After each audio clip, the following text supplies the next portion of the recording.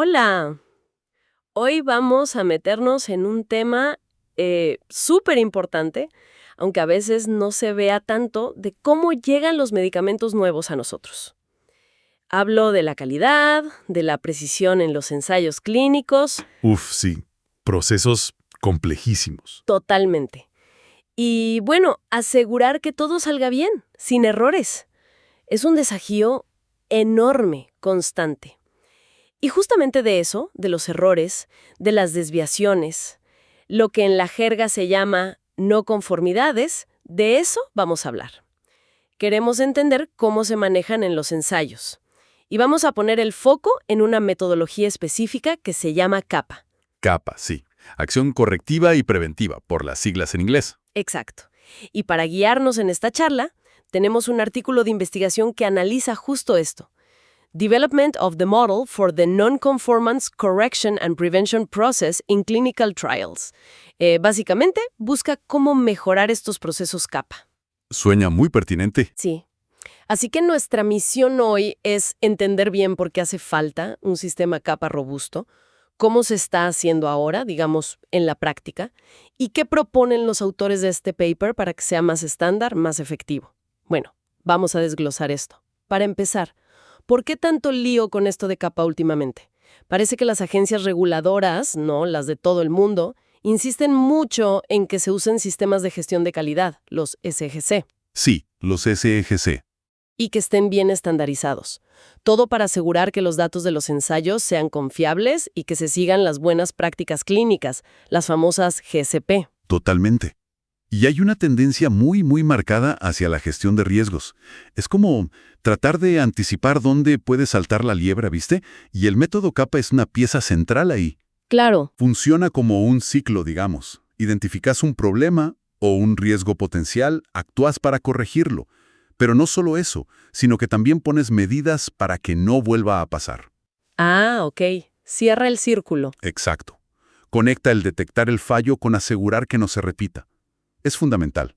Bueno, y acá es donde, según el artículo, la cosa se pone interesante o complicada, mejor dicho. Ajá. Señala un problema bastante grande.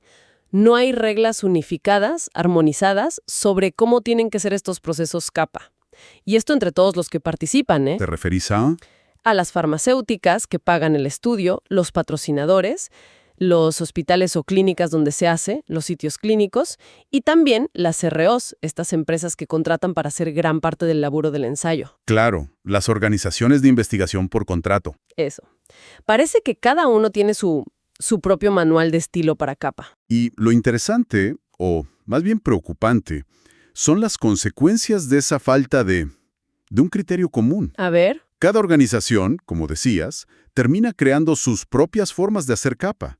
Y esto no es solo un tema de gastar más plata o de usar tiempo de gente muy calificada, que también genera inconsistencias.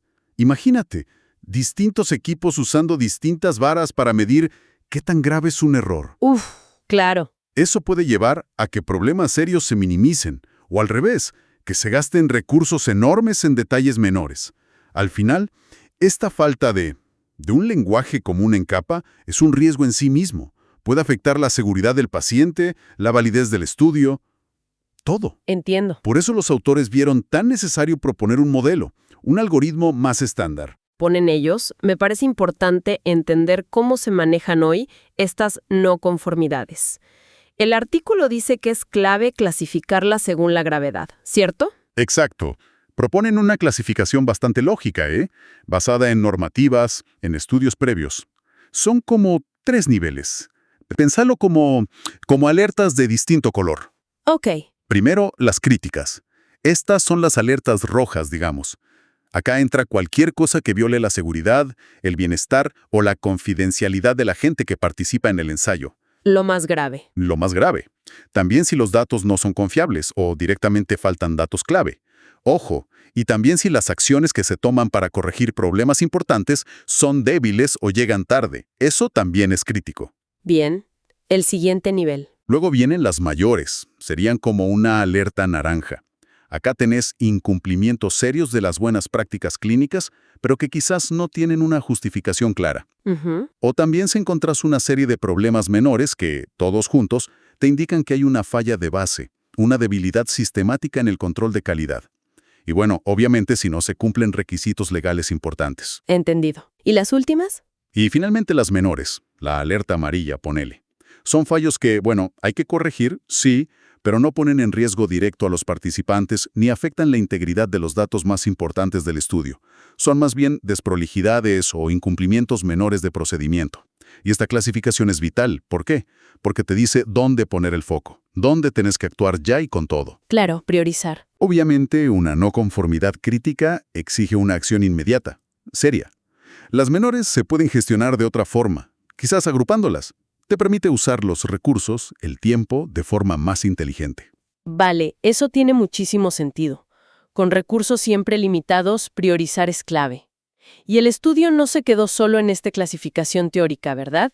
Dijiste que analizaron planes capa reales. Sí, fueron a ver qué pasa en la cancha, digamos. Miraron 8 ejemplos concretos, de auditorías de agencias grosas como la EMA europea, la FDA de Estados Unidos, y también de sitios clínicos en distintos países. Estados Unidos, Filipinas, Reino Unido. Bastante variado. ¿Qué encontraron ahí?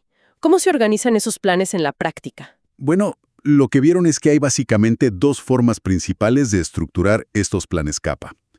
La más común, la que encontraron en algo más del 60% de los casos, es la que llaman tabla consolidada, Tabla consolidada. como una planilla grande. Exacto, como suena. Agrupa todas las no conformidades que encontraron en una sola tabla, en una única planilla. La ventaja es que te da una visión general rápida. Podés ver de un vistazo la clasificación por gravedad, quién es el responsable de arreglar cada cosa.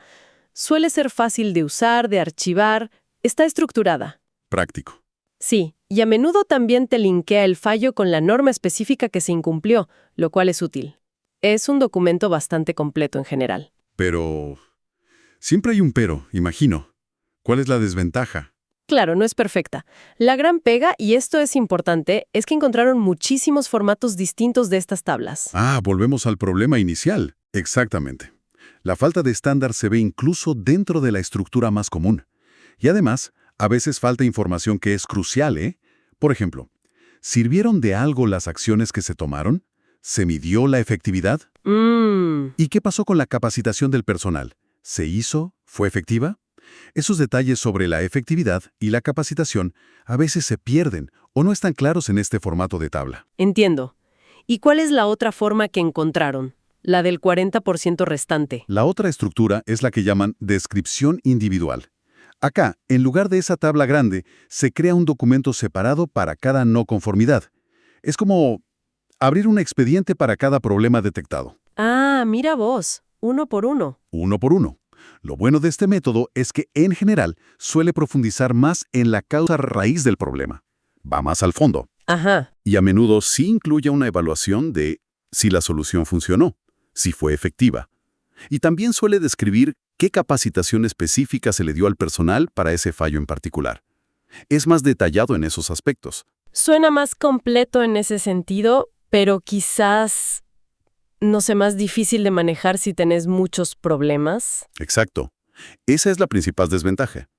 Tener un documento por cada fallo, si tuviste una auditoría con, no sé, 20 hallazgos, puede ser un lío administrativo importante. Me imagino. Un montón de papeles o archivos. Sí.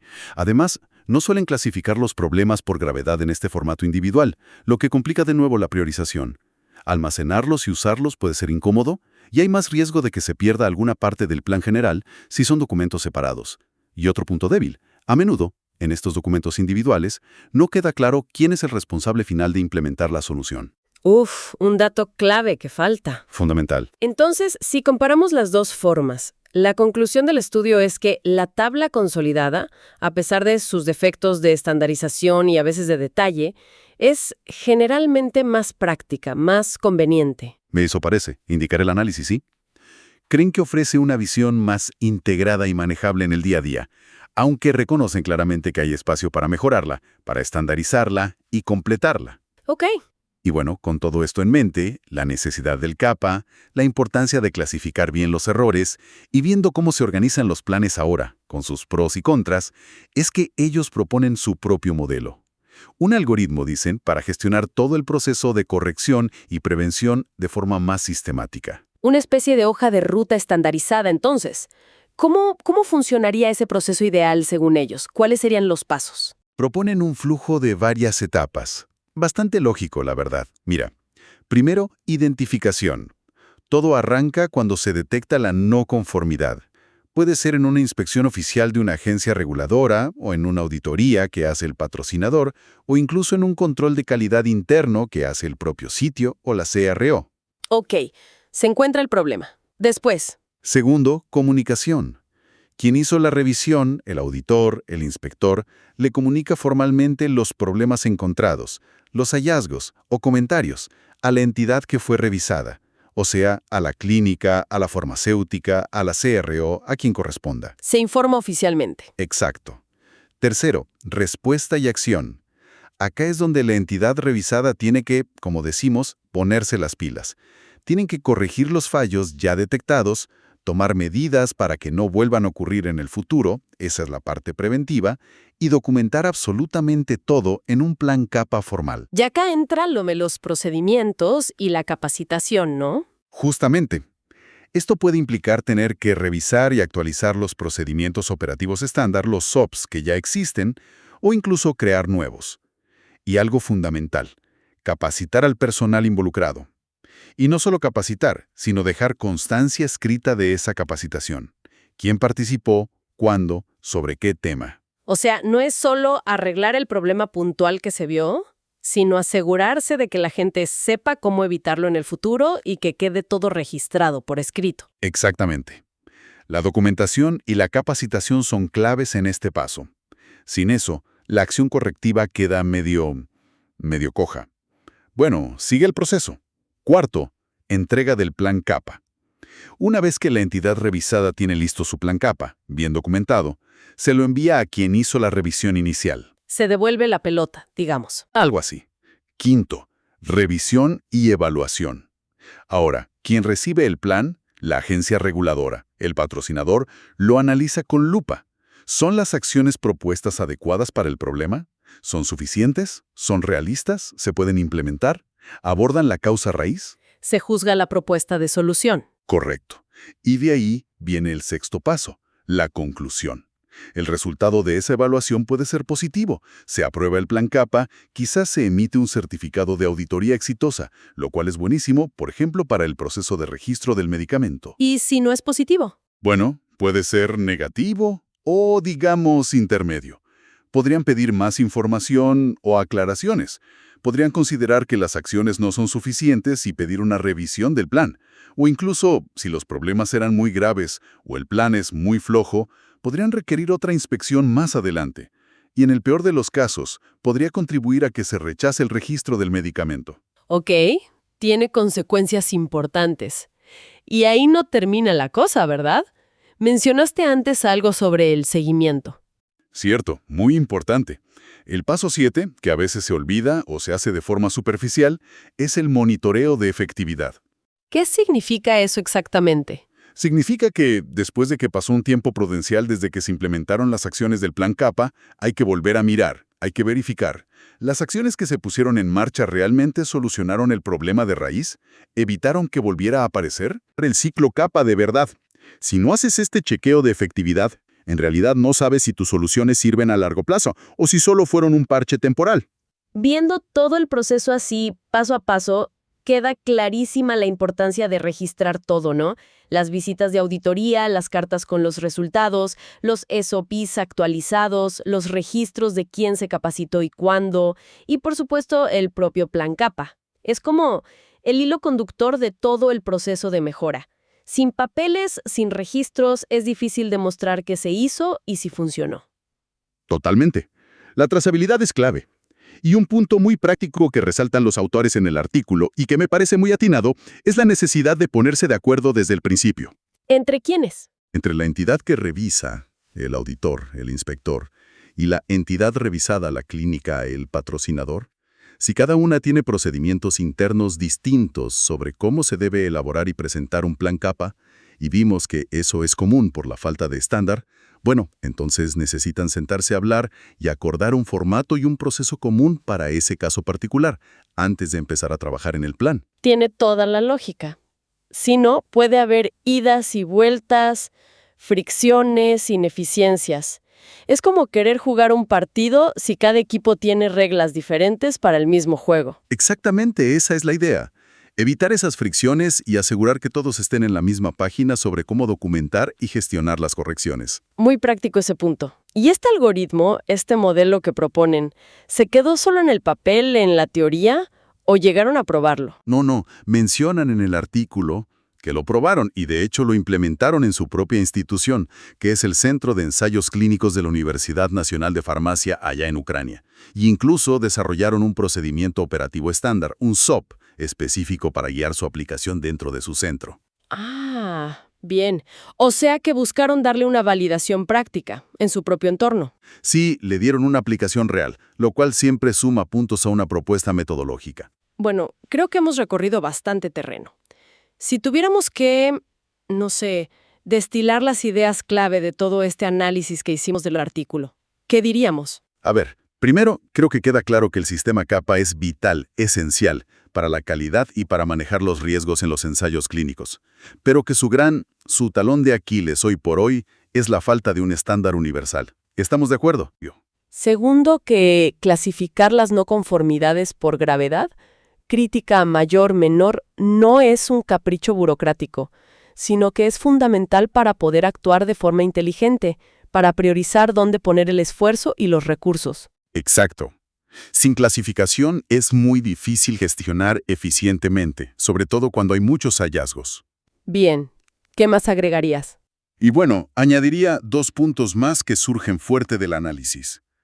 Tercero, que según este estudio, el formato de tabla consolidada para armar los planes CAPA, aunque es mejorable y necesita estandarizarse, parece ser en la práctica más conveniente, más manejable, que tener documentos individuales para cada problema. Ok, la tabla gana por practicidad, digamos. Parece que sí, en el balance general.